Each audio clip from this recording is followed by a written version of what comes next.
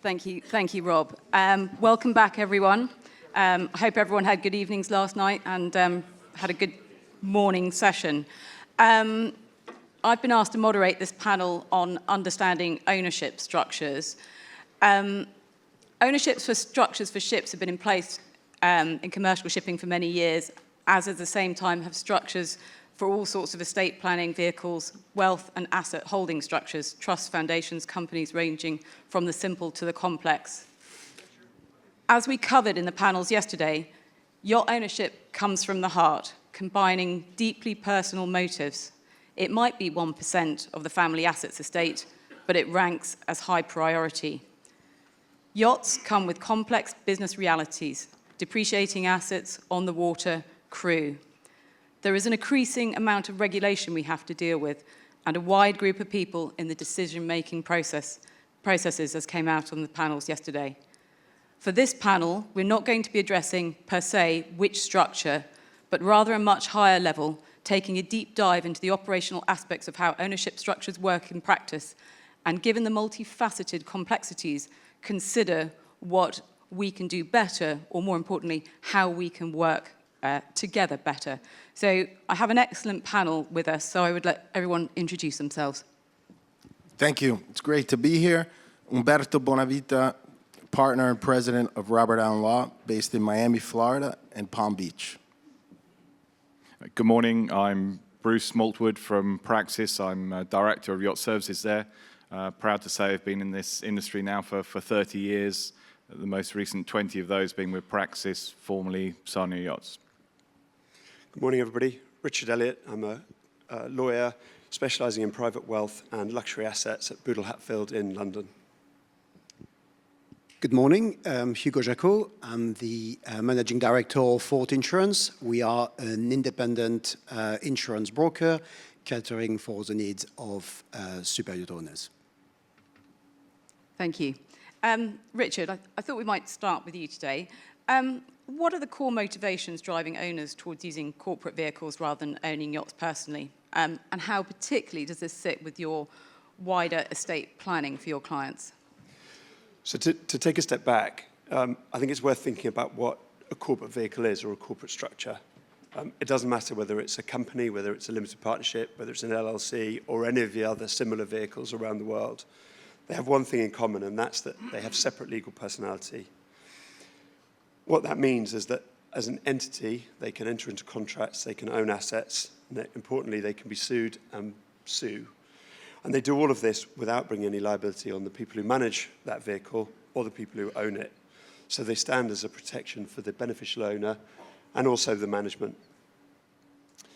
From our perspective, there are two key drivers behind the vehicle that would be chosen. One is tax, and I'm going to leave other people to talk a little bit about that, and the other is risk. As I've said, it's a vehicle that sits on its own, so it protects the people who own it, so the UBO, the family office, and it protects the people who manage it. And it's very limited circumstances in which that protection can be pierced. From my perspective, it's very important that from a very early stage in the process, thought is given to what that vehicle might look like, where it might be incorporated, and who might manage it. So just diving in there, I think sometimes when we hear about sale and purchases happening, we all know that there's immediate attention going into the flag and the location and the structure for the yacht. How does that sit within the wider asset portfolio? I think the phrase came up yesterday, should the tail wag the dog, or do we need to take a more holistic view for your clients? I think fundamentally a structure is really important, but the tail shouldn't wag the dog. We need to understand what the family and the UBO want to do with the asset and how they want to use it. But what we don't want is the corporate structure to slow down the purchase. It takes time to put these structures in place, so we need to be thinking about it early. Yes, so Umberto, I think when we were discussing beforehand, there was sort of a concern that we will focus on the vessel. Why do owners devote so much energy to the yacht itself and so little to the structuring? Well, I think to Richard's point, I just want to add, there's a third driving factor for ownership structures, which can be considered a component of risk management or risk mitigation, if you will, and that's privacy, confidentiality. You know, ultra high net worth individuals don't like and shouldn't publicize their connection to a yacht or any kind of luxury asset. And for that reason, the proper ownership structure can provide a level of privacy. While it's not bulletproof, it still provides some level of privacy, anonymity, which I think owners appreciate and strive for. With regard to the other point, I would, in my experience, and you're correct, Richard, we don't want to have the ownership structure and its formation, its planning, delay the process. There's always tension. So oftentimes, the brokers in the room, you know, time is decisive. There's a saying in the United States, time kills deals. And the last thing the broker and the owners want is to be waiting around for the lawyers to be finishing drafting documents. And I can appreciate that. But at the same time, I think one of the problems that I often encounter is that, and this is to your question, to answer your question, Sarah, ownership structures may not be as glamorous as focusing on the paint, the color of the yacht, you know, the layout, the general arrangement. Should I have the spa, the gym? Where should the gym be? What kind of grill can I have on the upper deck? Can I have the sauna? I want to make sure I can get that TV the right size, especially U.S. clients. Really important to have the right TV, especially outside. So those are glamorous, exciting things people want to, the owner and the owner's spouse want to sit down with the designer and the naval architect, and a lot of thought goes into that. Even on a brokerage yacht, if it's not a new construction, a lot of thought goes into how is it spec'd, and the ownership side, the corporate side, gets short shrift. And I think the industry as a whole has to be more sensitive to that, because the same amount of time that you dedicate to reviewing technical specs and the general arrangement and meeting with your technical advisors, the same amount of time should be spent working with your legal team, your tax advisors, and planning the right corporate structure. And that includes who should own it, who should be involved, what the management should look like, and the jurisdiction. Have you got any examples where that sort of came into play in any transactions which you've worked on, where actually, you know, because, you know, this can be situations which have real, quite significant financial consequences for owners buying yachts. So is there anything you can add on that? Well, yeah, I mean, I think there's several examples I've encountered. You know, we were brought into a transaction late where the yacht owner, the buyer, signed a build contract in his individual name and said, well, it's a 3-year process. I don't need to form a corporate entity just yet. We'll deal with that later.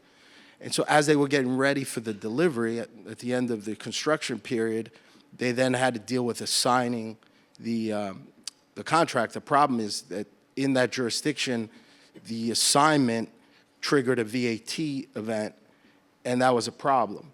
So they actually had to close in their individual name personally, then go offshore, and then do a back-to-back closing to then transfer the asset from their individual name to the corporate entity. It's, needless to say, it wasn't efficient, ended up being much more costly, and that's kind of what happens when you don't take the time in advance and appreciate the importance of the ownership structure.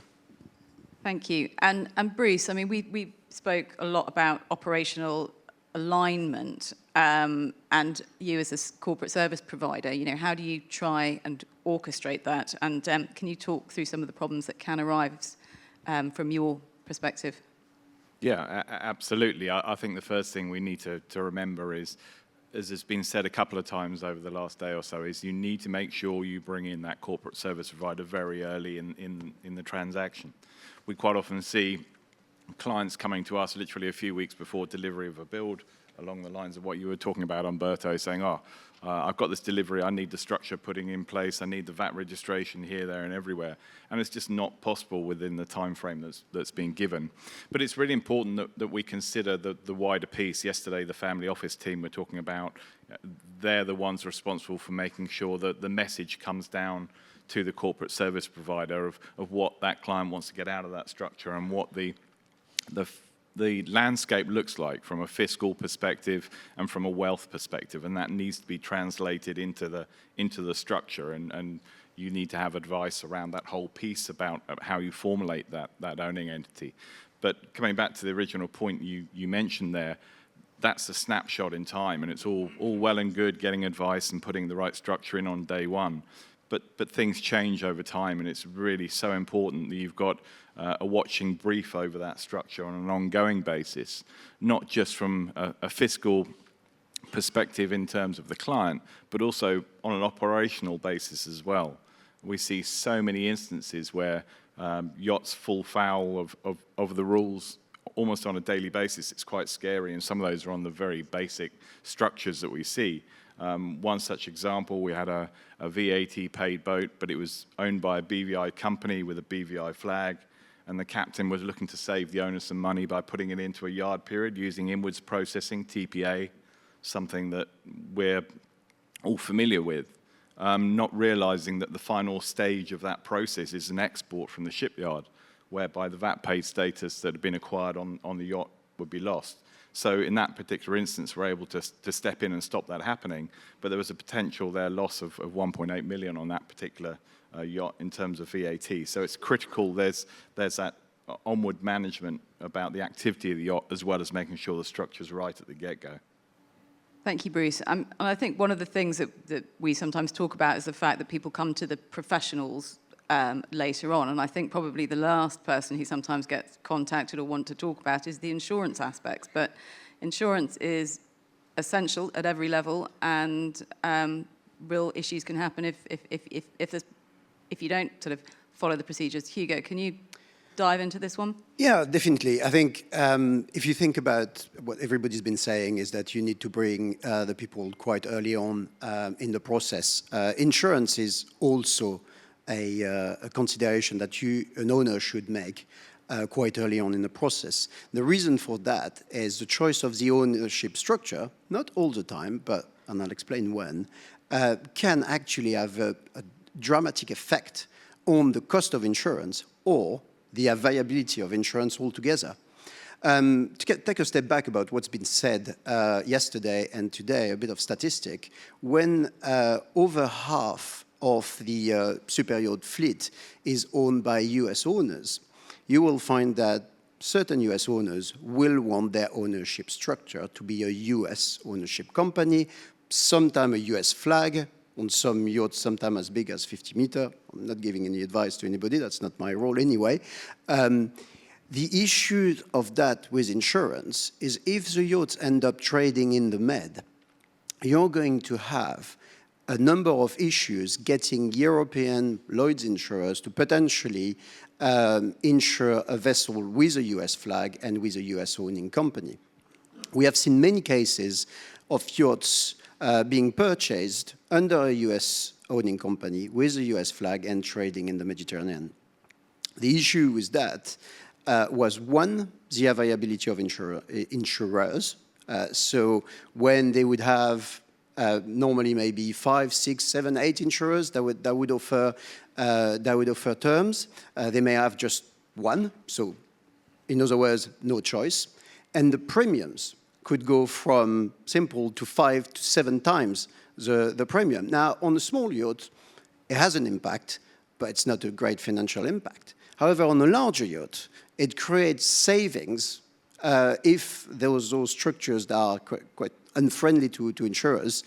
It creates savings that could actually pay for the costs of the lawyers, the corporate providers, sometimes parts of the management fees. And those savings are as big as that when you go to the larger yacht. So sometimes just involving your insurance broker at an early stage, or the sales broker involving the insurance broker at an early stage, just to ask the question and to bounce ideas, we know what the impact will be on the availability of insurance and can avoid those dramatic costs that are found out at a later stage. Yeah, and I think something that we discussed beforehand in preparing for this is issues that could come with sort of in the operation of the yacht, coverage issues, and we were talking about who's got authority to sign things, signing build contracts which might not have the correct provisions on insurance and waivers and all sorts of things. Have you seen, can you just give us a couple of examples of those briefly?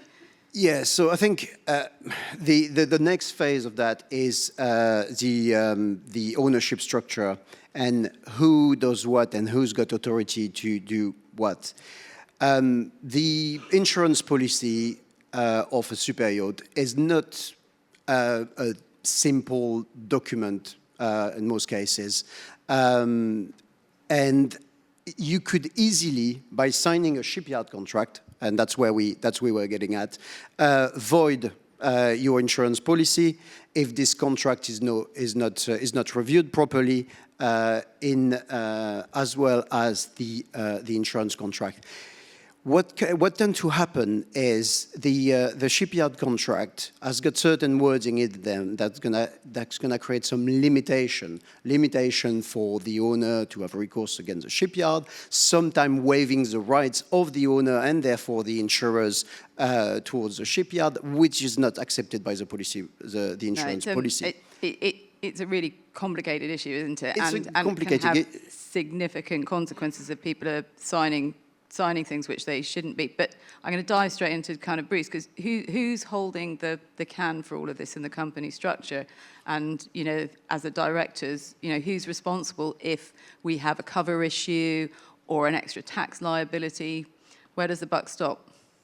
Well, ultimately, the buck stops with the directors, and I think this is very often forgotten. As I said before, you know, we're heavily involved in setting up the structure, but then quite often we're sort of kept in the dark from there on in, with sort of the yacht managers taking over all the communications directly with the owners as well, and the directors just sitting there in the dark like mushrooms sometimes, and only hearing about issues once they've actually happened, rather than actually being on the coalface to actually be able to tackle those before they become an issue. We see, again, so many examples of that.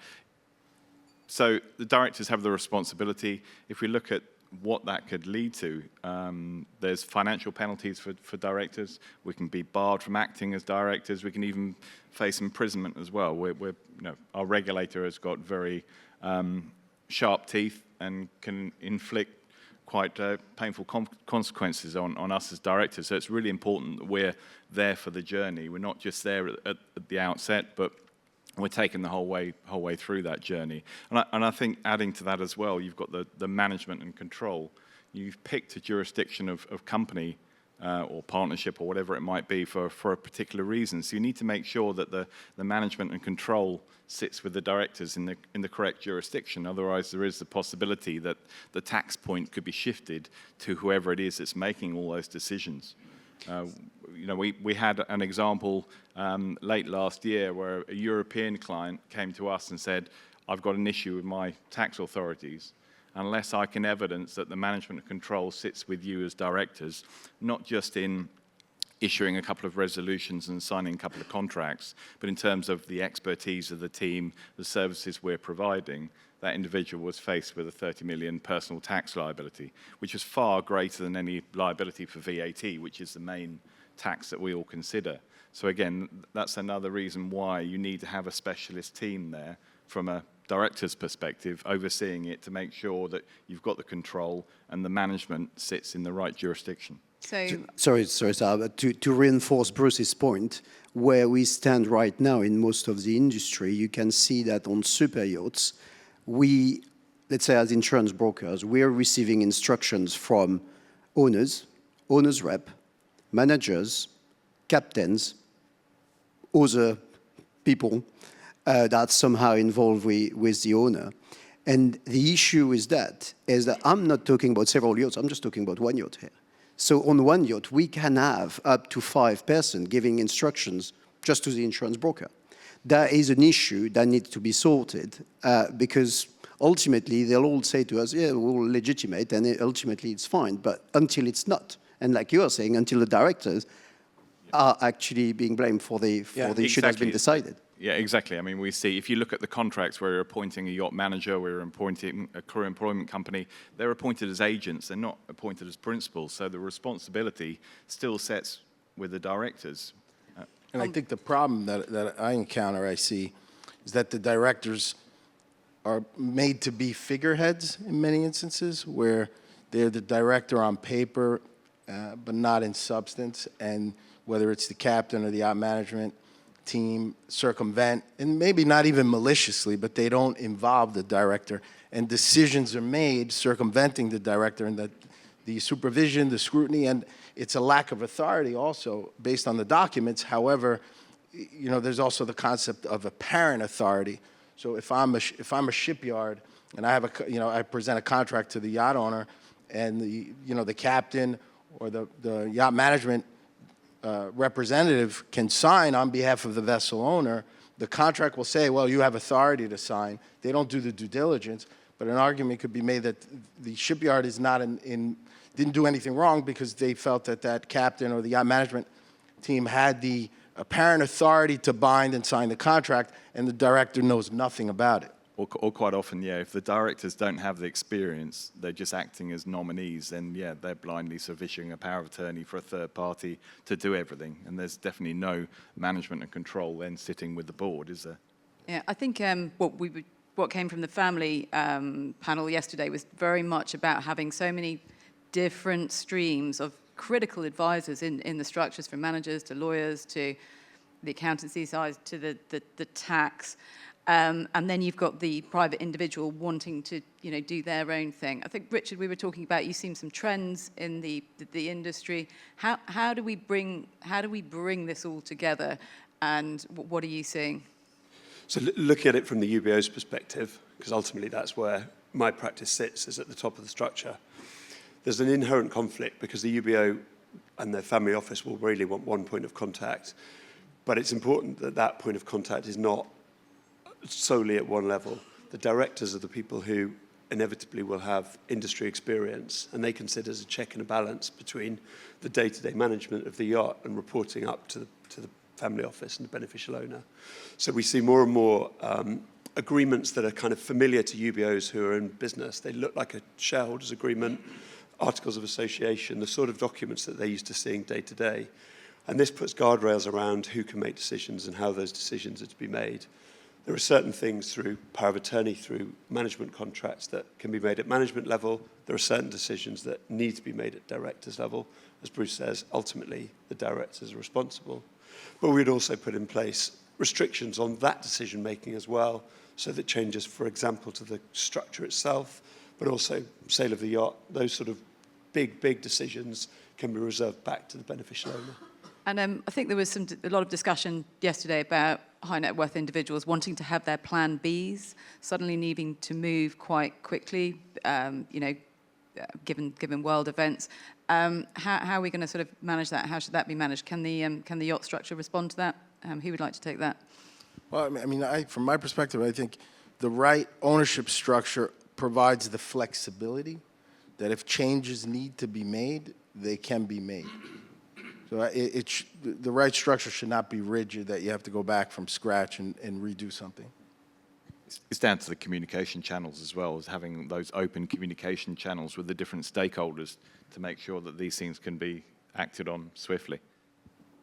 But ultimately, your ownership structure, as I've said, is a separate personality. It's a structure that sits there, it owns the asset. It's managed by its directors who've got responsibilities, both to the company itself, but also to its shareholders. And so you can change jurisdiction at the top of the level, at the top of the structure. UBOs may move around the world, but if that structure is right below it, it sits in its own contained environment.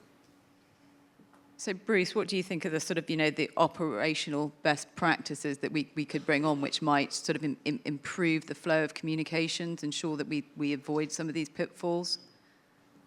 I think it comes back to my first point of making sure you're getting everybody involved on day one, and don't leave it till the 11th hour. Make sure you've got people with the right expertise there for the journey, not just at the start. And make sure you've got the right communication channel and that the communication flow remains active, both down from the private wealth piece, but also sideways across to the managers and to the UBO. And for me, the management reports, the feedback straight to the UBO has got to involve the directors as well.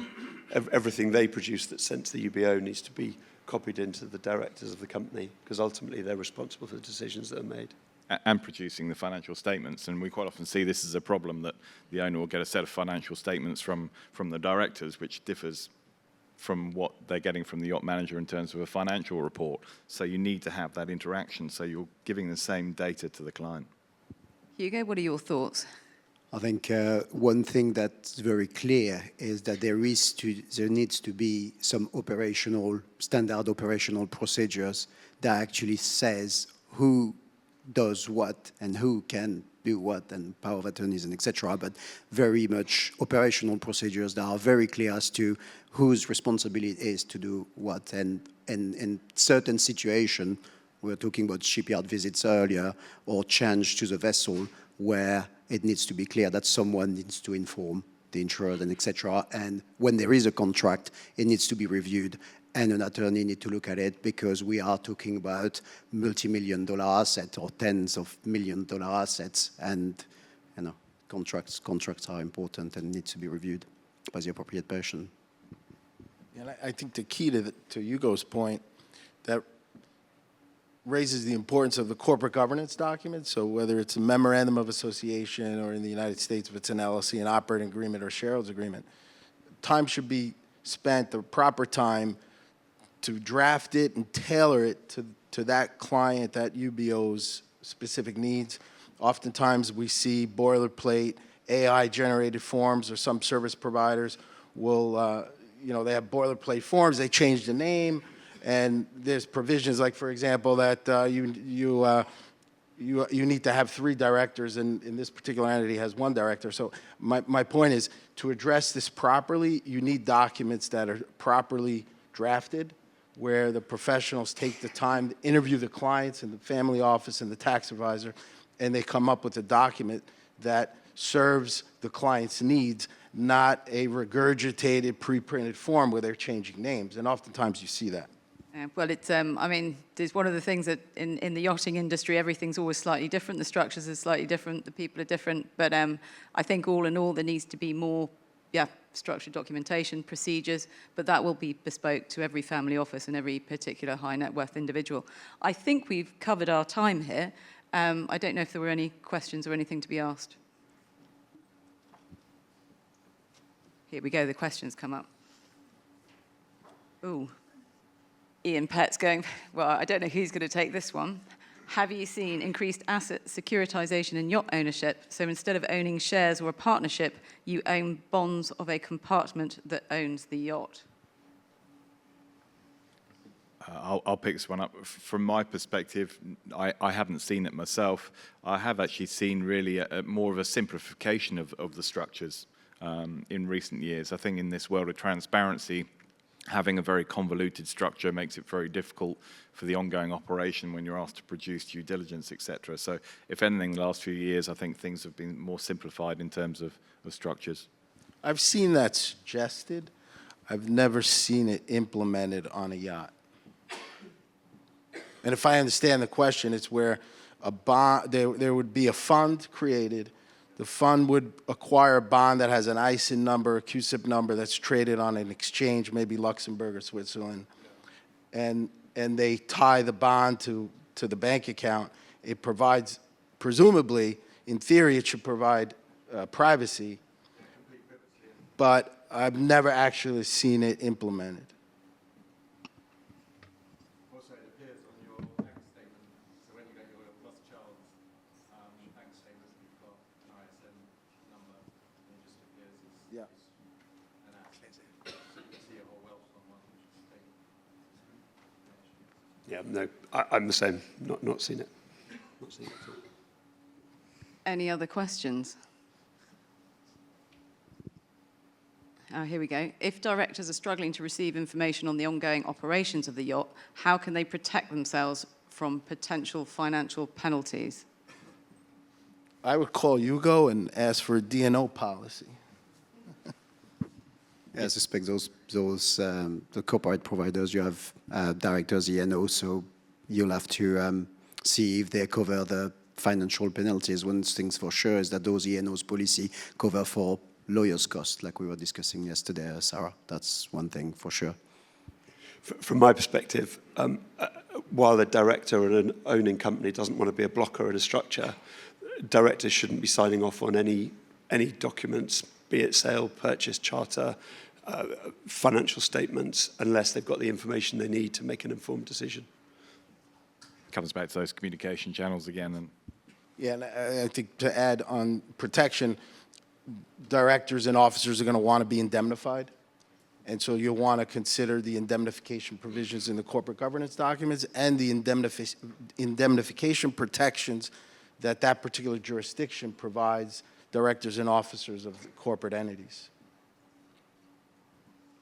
So given the shifting fiscal and geopolitical landscapes, seascapes, to what extent can trusts still be trusted? Is that one for you, Richard? When I started Praxis 20 years ago, trusts were absolutely routine and standard. Now, before you set up any trust, you need some serious private wealth, private client trust advice. Trusts are looked at very differently in different jurisdictions. So they do protect, provide a level of protection, but that protection won't always be recognized depending on the jurisdiction that the asset is in and the jurisdiction the trust is in. So advice in all of the relevant places before you set it up, and to understand what that looks like and how it's to function. And I would add to that the patience in the KYC process if you're working with a trust. Sometimes a vessel can be built faster than they can complete the KYC on a trust. I concur. Trust creates problem when it comes to KYC, and the process is much longer to get insurers to understand the building of the trust. So, yeah.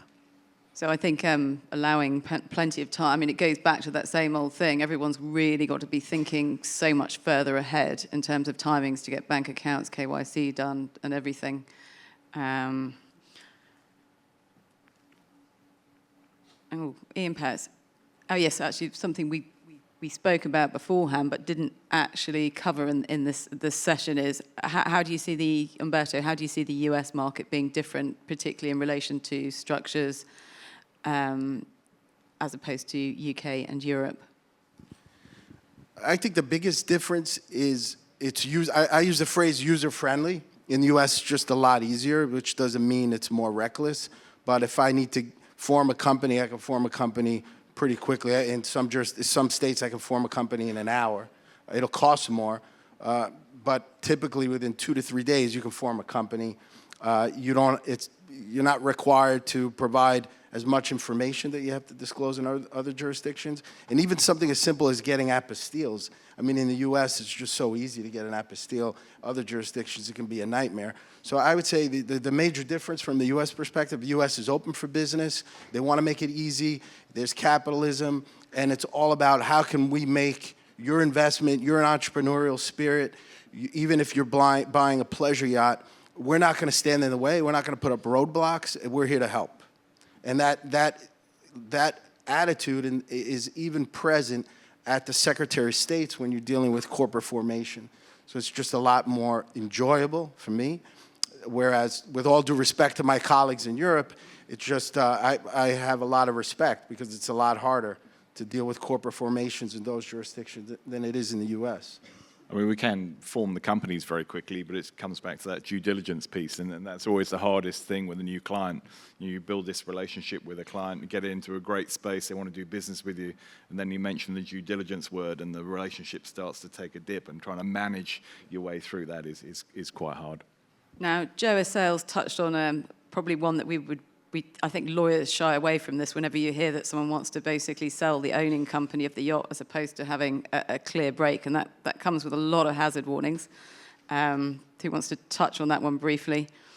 Yeah, from my perspective, it's something that comes up as a question a lot. In reality, does it happen very often? Not in my experience. Ultimately, if you buy a company, you're buying that company lock, stock, and barrel. So you're taking on all of the tax structuring that was put in place for the previous owners. Any inherent liability that's sitting in that structure becomes your problem, which is why ultimately a transfer of an asset is a much safer route for a buyer. Yeah, particularly now, it's so quick to set up a company. There's no real reason why you would want to take over that company, particularly from the liability perspective. So starting afresh with a clean company is definitely the recommendation. Yeah, based on our records, is definitely the answer to how often is rarely. And then I didn't want to mention on this panel the 3 Ds, which was death, divorce, and depreciation, but we've got a question from Ian Pett, so he called it a gritty question. How much structuring is for protection from divorce and also optimizing succession and financial planning, such as facilitating leasing? I think, perhaps, I mean, that's quite a complicated one, but I think, you know, starting just from the agility and dealing with estates and succession planning probably is the starting point of that answer. I mean, I think it's a fundamental consideration that goes into how you implement a structure, what jurisdiction, what entity you use, how it's going to be owned, whether it's owned by a trust or multiple members or shareholders. And those are key considerations to take into account when putting a structure together. Divorce and succession, financial planning. So why are there not more US owners with offshore structures? Well, I mean, there are a lot of offshore structures for U.S. owners. Typically, they'll do it with a U.S. entity as a holding company at the top. But especially now with the duties and the tariffs, even U.S. owners that previously would have wanted to avoid setting up an offshore structure, now they need to, because if they're going to use their yacht in the United States and it's not duty paid with the tariffs, having an offshore entity owning as the title holder of the vessel is key to have an exemption from the duties and the tariffs if you're navigating in U.S. waters. And then the other consideration is banking. You know, some U.S. owners prefer not to have an ownership structure offshore because if they want to have a bank account in the name of the offshore entity, then they have to disclose that bank account to the IRS, and there's actually criminal penalties for failure to disclose ownership of a bank account in a foreign jurisdiction. And so to avoid that, they prefer to have a U.S. entity because they want a domestic U.S. bank account. So that sort of like taps back into the conversation we had to begin with about the tail wagging the dog or whatever. Actually, it's really important to have something that suits the particular UBO. What do you think about that, Bruce? Yeah, totally agree. It's making this structure bespoke for each individual client, but making sure you understand what the landscape looks like to start with. Don't just jump in and say, okay, it's just going to be Cayman company, Cayman flag, away we go. You really need to be looking at it in a lot more detail to make sure it is fit for purpose. As a client of mine says, if you get on the wrong train, every station is the wrong station. So getting it right at the start puts you in the right direction. Yeah, you can build vessels to spec. You know, they spoke about that on prior panels. I don't think you should be creating corporate entities and structures to spec. Yeah, everything is bespoke. I think that's probably a good finishing point. There's a question about insurance premium tax. I'm just going to answer it very quickly.